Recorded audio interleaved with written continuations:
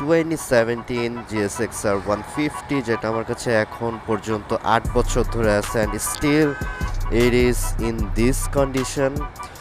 তো বাইকটা কিন্তু আমার মোটামুটি রেগুলার ইউজ করা হয়েছে, মোটামুটি না অ্যাকচুয়ালি ফুললি রেগুলার ইউজ।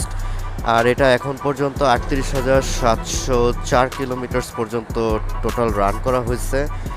আর এই 8 বছরে আমি এখন যে জিনিসটা ট্রাই করব দ্যাট ইজ যে এটা অ্যাকচুয়ালি আগের মতন 0 to 100 এখনও কি সেম টাইমিংয়ে উঠে কিনা।